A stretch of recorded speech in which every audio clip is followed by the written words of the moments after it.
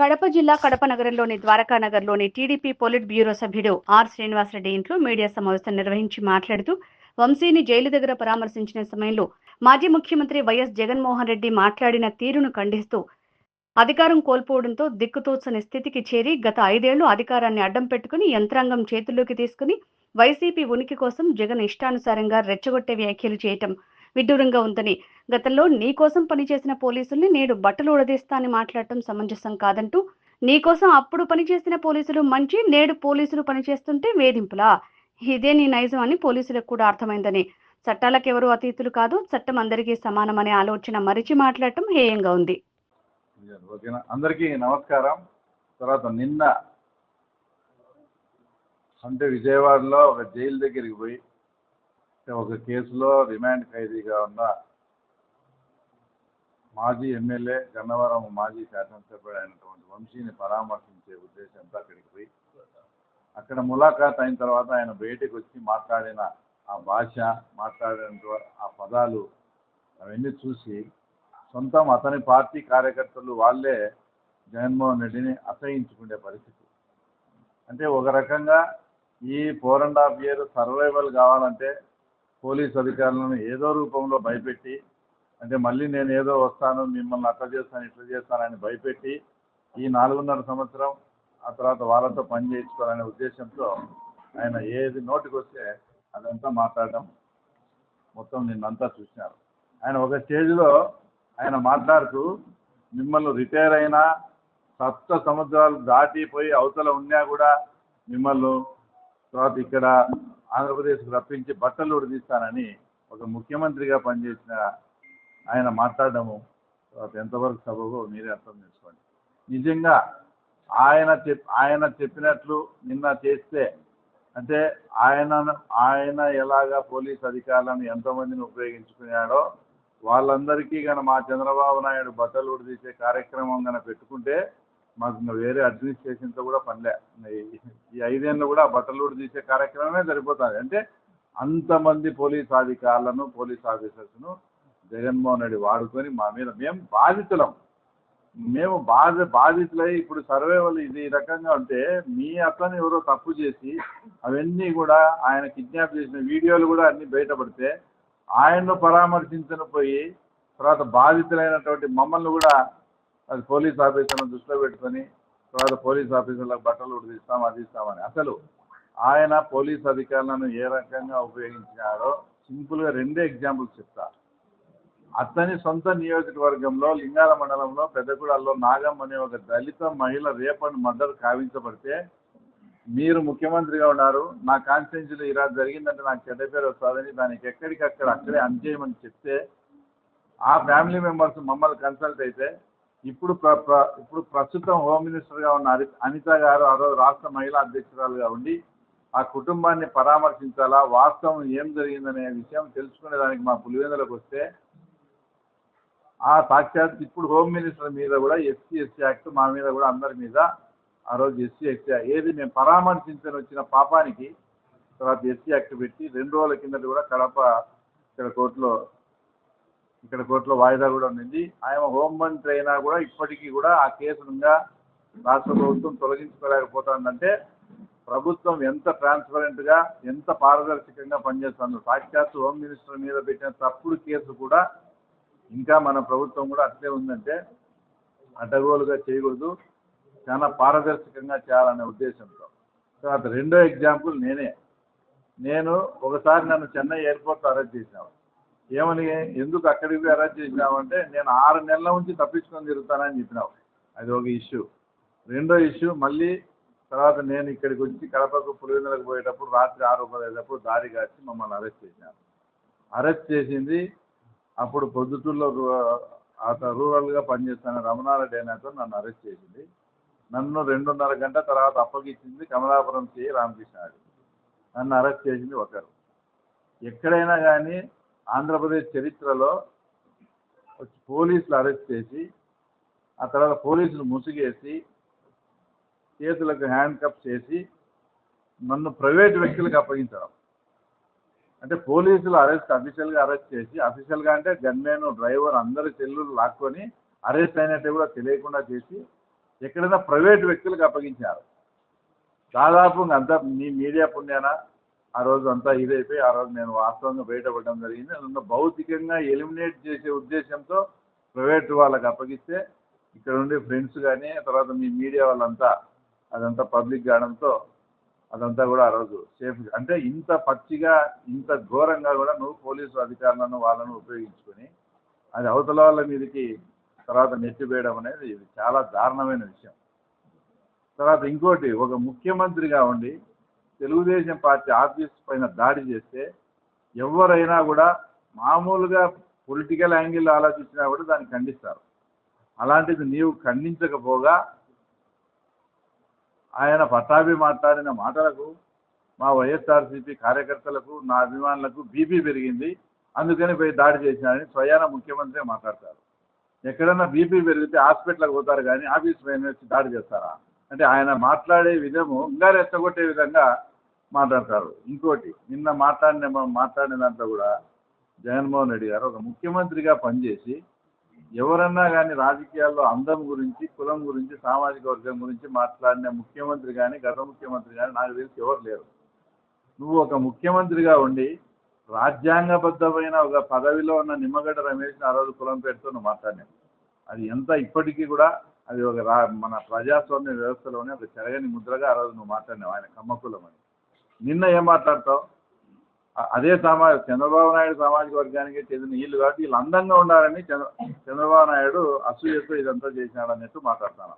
ఇది ఎంత ఆయన వయసు ఏంది? 70-72 ఏళ్ళు ఉంటే వంశీ అందగాడంట, కొడాలి నాని అందగాడంట. ఈయనకి ఎట్లా కనపచ్చినాడో కొడాలి నాని ఈయనకి అంత ఎట్లా నచ్చినాడో నాకైతే అర్థం కాలే. లోకేష్ కన్నా దేవిగాని అవినేష్ అందంగా ఉంటాడని ఎప్పుడైనా నీకు కూడా సెక్షన్ పడుతుందంటే వాళ్ళందరినీ గుంపు చేసి కలుపుకుంటాడు, వీళ్ళు ఎక్కడ జారిపోయి ఎక్కడన్నా పోతారేమో అని.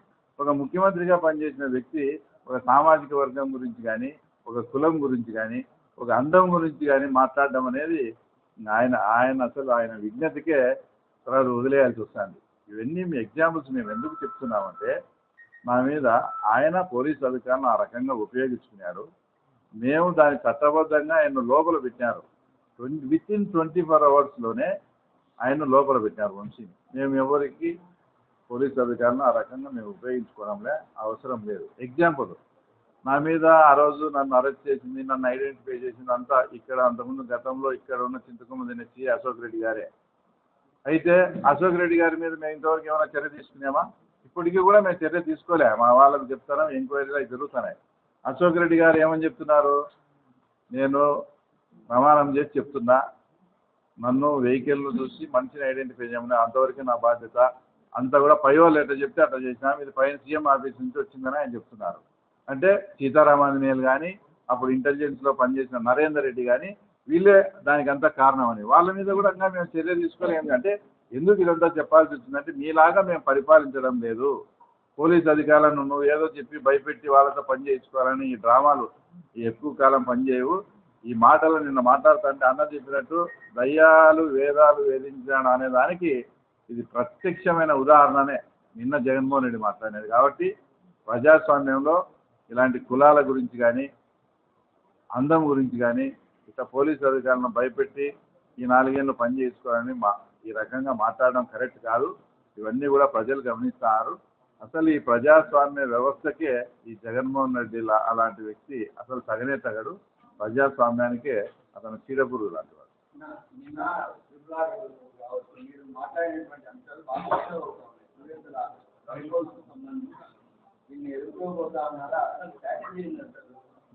అంటే జనరల్గా అక్కడ పోయినప్పుడు ఆయన మాట్లాడడం జరిగింది. ఆయన మాట్లాడిన తర్వాత నేను కూడా దీని మీద కొంచెం స్టడీ చేశాను. రాజ్యాంగంలో పార్లమెంట్లో వచ్చేసి పార్లమెంట్లో అయితే 104 ఆర్టికల్ /4 దాంట్లో క్లియర్గా రాసింది. శాసనసభకు వచ్చేటప్పటికి 190/4లో ఏ సభ్యుడైనా కానీ వితౌట్ స్పీకర్ పర్మిషన్ 60 రోజులు కన్నా సభకు ఇంటిమేట్ చేయకుండా గైర్హాజరైతే అతన్ని డిస్క్వాలిఫై చేసే అవకాశము 100% స్పీకర్ గారికి ఉంది అనేది క్లియర్గా ఉంది దాంట్లో. ఈ రకంగా మధ్యప్రదేశ్లో ఒక శాసనసభ్యుడు శాసనసభ్యత్వాన్ని కోల్పోయినాడు. ఇండియా వైడ్ ఇప్పటి వరకు 4 మెంబర్స్ ఈ రకంగా కోల్పోయినారు. ఇది దాని స్టోరీ. తర్వాత దీన్ని స్వాగతిస్తారా లేదా అంటే 100% మేము స్వాగతిస్తాం. ఎందుకంటే పులివెందుల ప్రజలు కూడా మేము ఇంత వేవ్లో కూడా ఓట్లేసి గెలిపించి పులివెందుల్లో మీ చర్యల వల్ల అనేకమైనటువంటి పెండింగ్ పనులన్నీ ఆగిపోయి పులివెందుల రోడ్లన్నీ డ్రైనేజీ కానీ సిమెంట్ రోడ్డు పాల్గొట్టి అస్తవ్యస్తంగా తయారు చేశారు. కనీసం ఆ సమస్యలన్నా ప్రస్తావించి ఈయన మళ్ళా మా పులివెందులను తర్వాత నీట్గా సెట్ చేస్తాడు అనుకుంటే ఈయన కనీసం అసెంబ్లీకే పోవడం లేదు అని ప్రజలు కూడా చాలా జగన్మోహన్ రెడ్డి మీద చాలా కోపంతో ఉన్నారు. ప్లస్ ఉప ఎన్నిక అనేది కన్నా ఏదన్నా కానీ ఈయన మూలాన ఈయన పోకుండా వస్తే అక్కడ ఉండే పెండింగ్ పనులు కానీ తర్వాత నిజంగా పులివెందుల ప్రాంతం అభివృద్ధి కానీ అక్కడ ప్రజలు నిజంగా అదృష్టవంతులు అయితే తప్పకుండా ఉప ఎన్నిక వస్తుంది. ఉప ఎన్నిక వచ్చినప్పుడు అక్కడ ఉండే పెండింగ్ పనులు కానీ ఇంకా కాన్స్టిట్యూన్సీ కావాల్సినట్టు కూడా మేము కూడా చంద్రబాబు నాయుడు గారిని డిమాండ్ అడిగి అన్ని పని చేయించుకుంటాం. ఎంత బాధాకరమైన విషయం అంటే ఇద్దరు ముఖ్యమంత్రులుగా పనిచేసి పులివెందుల్లో ఈరోజు తాగునీటి సమస్య ఉందంటే వాళ్ళు ఏ రకంగా పరిపాలన చేశారో ఒకసారి మీరు మా పులివెందుల ప్రజలు కూడా అర్థం చేసుకోండి. దీన్ని ఇప్పుడే కలెక్టర్ గారితో కూడా మేము మాట్లాడినాం. 40 డేస్లో ప్రతి సందుకు ప్రతి ఇంటికి కూడా తాగునీటి సమస్య లేకుండా చేసే విధంగా తర్వాత మెగా వాళ్ళు వచ్చేసి చాలా స్పీడ్గా కూడా పనిచేసి 40 రోజుల్లో ప్రతి ఇంటికి కూడా తాగునీటి సమస్యను మేము అందించబోతున్నాం. ఆ రోజు పెద్ద కార్యక్రమం కూడా చేస్తున్నాం. ఇంకా అన్ని మండలాలతో పాటు మా చక్రాయపేట మండలంలో ఎస్పెషల్లీ తాగునీటి ప్రాబ్లం చాలా ఉంది. కలెక్టర్ గారు మాట్లాడి రేపే నువ్వు అక్కడ పోయి విజిట్ చేయమన్నాడు. విజిట్ చేసి ఏదైనా అత్యవసరము ఏదైనా డ్రింకింగ్ వాటర్ ప్రాబ్లము ఏదన్నా కానీ సప్లై చేయాల్సి వస్తే ట్రాన్స్పోర్ట్ చేయాల్సి వస్తే కూడా మీరు ఎక్కడ ఉండేటన్ని నోట్ చేసుకున్నాండి, మేము అవన్నీ ఇస్తామని కూడా కలెక్టర్ గారు చెప్పడం జరిగింది. అంటే ఎందుకు ఈ ప్రస్తావన వచ్చిందంటే ఎవరైనా 4,000 కోట్లు పెట్టాం 6,000 కోట్లు పెట్టాం పాడా పెట్టి ఇంత డెవలప్ చేస్తే పులివెందుల మున్సిపాలిటీలో కానీ పులివెందుల చుట్టుపక్కల కానీ తాగునీటి సమస్య కూడా ఈరోజు ఉన్న పులివెందుల వాసులకు ఉందంటే అది ఎంత బాధాకరమో వీళ్ళు ఏ రకంగా పరిపాలన చేశారో ఇలాంటి అంశాలన్నీ ప్రజలు చాలా ఆలోచిస్తున్నారు. కాబట్టి మేము ఎస్పెషల్లీ ఈ ఉప ఎన్నికను ఖచ్చితంగా స్వాగతిస్తా. నాకుండే ఏకైక ధ్యేయం కూడా ఒకసారి స్థానిక సంస్థల ఎలక్షన్స్లో ఇండైరెక్ట్ ఎలక్షన్స్లో వైఎస్ కుటుంబాన్ని మేము ఓడించాం. నా జీవితాశయం కూడా ప్రత్యక్ష ఎన్నికల్లో వైఎస్ కుటుంబాన్ని ఓడించడమే. చంద్రబాబు నాయుడు గారు లోకేష్ ఆశీస్సులతో తప్పకుండా ఇది కూడా నెరవేరుతుందని నేను ఆశగా ఉన్నాను.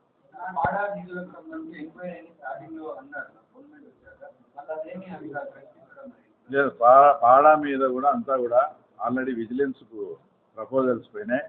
ఆల్రెడీ విజిలెన్స్ కూడా వస్తున్నాయి. పులివెందుల పాడాలో ఎవరెవరైతే అక్రమాలు చేసి లేని వర్క్ను ఉన్నదాన్ని లేనట్టు చేసిన వర్క్కే మళ్ళా ప్రపోజల్ పెట్టి మళ్ళా చేసి ఎంత డబ్బు దుర్వినియోగం అయిందో ఆ డబ్బు నయా పైసలతో సహా తప్పకుండా అందరితో కూడా కక్కిస్తాం. ఆ ప్రాసెస్ అయితే జరుగుతాం. అంటే ఇదంతా చేసేది కూడా ఇప్పుడు ఎంత డెవలప్మెంట్ ఎంత ఏదైనా కూడా అంతర్లీనంగా ఒక భాగం అయితే రాజకీయమే. కాబట్టి మేము పులివెందుల మున్సిపాలిటీని ఏ రకంగా అయితే మేము సక్సెస్ కాగలము వార్డు వైజ్ కూడా క్యాల్కులేట్ చేసుకుంటూ స్టెప్ బై స్టెప్ చేసుకుంటూ పోతున్నాం. ఇప్పుడు మా ముందు ఇప్పుడు ఈ బై ఎలక్షన్ వస్తుందా రాదా అనేది పక్కన పెడితే మా ముందుండే లక్ష్యం అయితే ఇప్పుడు పులివెందుల మున్సిపాలిటీ.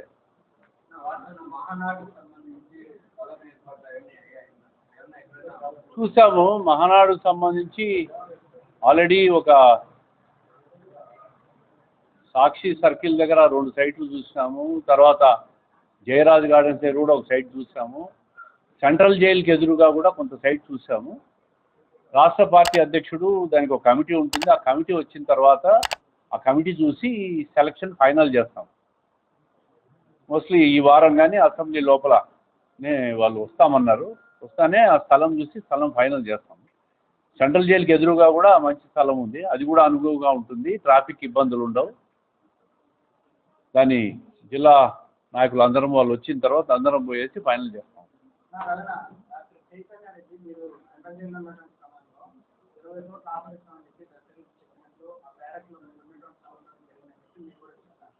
మాట్లాడుకునేది నాకు తెలియదు. చైతన్య రెడ్డి అయితే దస్తగిరి ఉండే బ్లాక్ లేకపోవడం మాత్రమే నేను చూశానని చెప్పాను. వాళ్ళ లోపల ఏం డిస్కషన్ జరిగింది వాళ్ళ మధ్య వీళ్ళు ఏం జరిగింది అనేది నాకు తెలియదు. ఆ రోజు చైతన్య రెడ్డి ఇది వచ్చిన మాట వాస్తవం. ఇంకోటి కూడా వాళ్ళు అంతకుముందు గతంలో వాళ్ళు జైలు అధికారులు ఏమని ప్రెస్ మీట్ ఇచ్చారంటే మెడికల్ క్యాంప్ ఉంది, దాని మీద ఇచ్చారని చెప్పారు. అది కూడా వస్తుంది, అది కూడా అబద్ధం. ఎందుకంటే నేను ఆ రోజు 15 రోజులు జైల్లో ఉన్నా. ఎక్కడైనా మెడికల్ క్యాంప్ ఒకటి వచ్చేటప్పుడు మీకు ఏమేమి జబ్బులు ఉన్నాయి, ఎవరెవరికి ఏమేమి ఉన్నాయో అవి రాసింది, ఇట్లా మెడికల్ క్యాంప్ ఉంది, దానికి దగ్గర డాక్టర్లు వస్తారు అని మాకు ఇన్ఫార్మ్ చేయాలి కదా. ఎవరికి ఏ రిమాండ్ ప్రిజన్కి కానీ ఏ జీవిత ఖైదీకి కానీ ఎవరు అది చేయలేదు. అది అన్ఎక్స్పెక్టెడ్గా కేవలం దస్తగిరి కోసము సృష్టించబడిన ఒక ప్రోగ్రామ్ మాత్రమే.